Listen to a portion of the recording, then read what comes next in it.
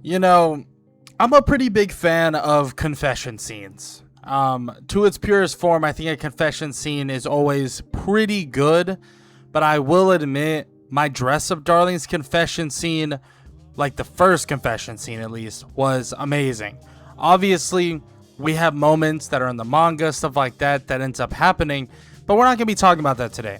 I'll be talking about the very last episode of season 1 and that specific confession scene. Now, this entire episode is pretty damn good in my opinion. Now, with this entire episode, we get just a ton of moments with them together, and then you get your typical moment of basically them waiting for the fireworks, right? Like that whole moment. But even before that, you get two absolutely goated scenes where, for one, the two of them watch a scary movie together, and then literally like the next like big scene is them going to the pool together, and she essentially jumps in the pool knowing that she can't swim, and he jumps in after her and saves her. Now, I feel like this episode, after rewatching it, I forgot how packed it is of really, really funny, adorable, and cute moments. Like, we have literally like just back to back to back moments. Like I said, the horror movie, we have the pool, and then we have them going to watch the fireworks, and the fireworks it's a pretty big staple, right, of most romance animes, where, you know, the girl wears the yukata and they basically go see the fireworks. And yeah, I mean, it's just adorable. Like, it is genuinely adorable. Everything leading up to the confession is adorable. Like, the two of them together before the confession is so good, and it's so them, like them being themselves. And that's what I really, really like about My Dress Up Darling. Yeah, people have their issues with My Dress Up Darling. Maybe it's a little too revealing or too this or too that, but for me, the two of them are certified themselves. Maren Kitagawa, she is certified herself. Like, she is herself to a fault, right? She doesn't care. She is exactly who she knows she is. And that, I always love that. I think that's always so fantastic with characters. On top of that, Gojo, like, the whole story behind it is him being himself, right? The entire story of My Dress Up Darling is about him being himself, legitimately about him essentially growing into the fact that, you know, making Hina dolls is okay, and that it's okay for him to enjoy certain things. It's not weird. It's completely fine. And really, we know it that Marin really feeds into that. Marin talks to him about that, and basically even admits to him like that she finds it to be great, that it's adorable, or like he's very good at what he does, and all the above. And I love that. I love that about this series, because it really does lean into the fact that there's nothing wrong with what you like, right? Like, as long as this thing you like isn't like, you know, some super weird thing, obviously, like some very, very weird stuff, then it's fine. It's okay to have your likes not be as accepted, you could say, right? It's kind of like with Gojo, it's like, oh yeah, he likes making dolls, and some people would be like, that's weird, like, you know, girls do that or whatever, like nonsense like that, like that typical stereotype. But Marin herself has always accepted and embraced that part of Gojo, and I've always felt like that was such a cool part of My Dress Up Darling. And to this point, you're just watching in awe with their relationship, right? You're like, damn, this is so cute, this is adorable. I mean, they are undoubtedly themselves, around each other, with each other, and just in general. And even at the end of the fireworks, you have Marin essentially like take off her shoes. She wants a piggyback ride and stuff like that, and Gojo obviously obliges. And they just have that moment together. They have multiple moments together, that you sit there, you're like, yeah, I mean, I don't want this to end, right? I don't want this summer to end. And she even says that herself, like, that she doesn't want it to end. She loves this. She's having so much fun with Gojo, and so on and so forth. And then you get to the point where she called Gojo up and basically says these things. And she's like, oh yeah, I just wanted to talk to you. I wanted to hear your voice. But that's not really the only case. Obviously, she really likes him. She wants to talk to him. But she's absolutely petrified and terrified of a scary movie that she watched essentially on her own. So she wants to talk to Gojo. Like she's like, I am scared. I'm terrified. I don't want to be essentially on my own. I don't want to be alone here. So she calls him up, you know, and they're talking, and we start essentially going into like everything they did during the summer, right? Like everything that went down during the summer, everything they did, all the great moments. And she's like, I just don't want this summer to end. And that's what's so great about this too, is she's straight up like just saying like things that would definitely lead up to a confession, right? She's saying like she didn't want this to end. She had such a great time with him, all this stuff. And then eventually she kind of pauses for a second, and she ends up confessing to him, like just saying, oh, like, I love you, Gojo, whatever. And we're sitting here like, what just happened? Like, she straight up, this is the end of season 1, and we just got a confession. And then we realize that Gojo is sleeping. And yeah, it's a pretty good confession in my book, especially because this episode, right? The whole episode makes the confession.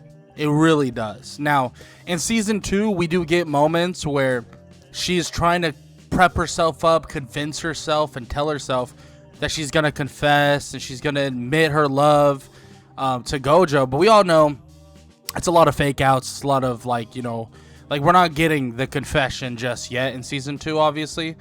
Or we didn't get it in season 2. But this confession, I really, really enjoyed it. Like, I think it was absolutely adorable, especially with the reason why she called him, right? It felt very organic. It didn't feel forced. It felt super, super organic, where she's calling him and like basically wanting to talk to him because she just watched a horror movie. She's scared. She wants his comfort, and that's who he is for her, right? For her, she is, or he is, like the greatest source of comfort. And frankly, you can't ask for anything more than that, right? Somebody who you just feel comfortable around, somebody who makes you feel safe, somebody who makes you like feel good at all times. And that's exactly what what he is for her. And I could argue that's exactly how they feel about each other, right? Like, I think the two of them genuinely feel that way about each other, about like, you know, how comfortable they feel with each other, how they can be themselves around each other. And that is the truth of it, right? And like throughout this entire anime, right, especially in season 1, that's what we get. We get a lot of that. We get a lot of them being super comfortable around each other. Even if there's awkward moments, even if Gojo is like, you know, feeling awkward about this or awkward about that, they still are very comfortable around each other. Like when it comes to the things they love, the things they enjoy, and stuff along those lines. And Marin is definitely comfortable around him because she does some pretty outlandish things quite a bit of time. Like, there's a lot of times where she does some pretty outlandish things or says some pretty outlandish things, and she just seems insanely comfortable when it comes to Gojo. So this confession, it made so much sense. I mean, everything they did throughout this episode, everything that happened from, like I said, horror movie to, you know, the whole pool and so on and so forth, it felt like it was all adding up to this, right? The piggyback ride, the fireworks, all of those things. It felt like it led up to this. After that amazing day, what we're thinking is, oh no, like, you know, it's done, right? No one's gonna talk. We're not gonna call. We're not gonna have any more moments. The moment is done. But it was such a great moment that it's okay. But then you get the moment where she calls him up. You get the moment where she's like, oh yeah, I just wanted to talk to you. Haha, yeah, like that's about it. And then it turns into something that is great, that is adorable. The looking back on what they did, the the thought process of like everything that they went through together throughout this summer, about wanting the summer to last longer, not wanting it to end so soon, because then she feels like they won't be around each other as much, right? Like she wants to continue it. She wants to still be around him. She still wants to be with him. So then when she says all this stuff, and you can hear his little like half sleepy agreeances, and then eventually that's what you get. Eventually you get that confession, and just because he was asleep, just because it was kind of like a fake out and it wasn't a real confession, because she kind of knew that he was sleeping, it honestly meant even more. And it was even cuter because she knew. Like, she knew that, yeah, he was probably asleep. He wouldn't know. But she wanted to say it anyways. She wanted to make it known in her brain, out there in the universe, out there in the world, that she was in love with him. And then obviously you get that moment where she basically says, yeah, I mean, you're probably sleeping or whatever. And then she basically says her goodnight, and you get that side-by-side view of both of them, which, by the way, great image. I love that image of basically Gojo and Marin side by side with the like split screen. Like, that was such a good little image. It's almost like she's like daydreaming and thinking and looking at him to a certain degree. And then, yeah, obviously that's the end. That's basically the end of the finale. And I thought the finale of season 1 was so good. Now, season 2 was amazing. Like, don't get me wrong, I really love it. I love My Dress Up Darling is great. But yeah, I mean, the reality is, if you want a confession, you're not gonna necessarily get it like now. Like, it's gonna be a little bit. Like, at the end of the day, it's a lot of will they, won't they, but you know they will. So of course season 2 doesn't have that, like, it doesn't have another confession, or it doesn't have really a confession, but she knows her feelings. Like, she outwardly is saying in her head and all that stuff, like, oh, this is the time I'm gonna confess, this is it. Obviously it's not it. Like, it doesn't end up happening that way, but that is something that is a nice change of pace. I think, like, it's actually a nice change of pace, that this girl is fawning over him, like fawning over Gojo. And hey, I don't blame her. Gojo is goated. Like, he is an awesome guy.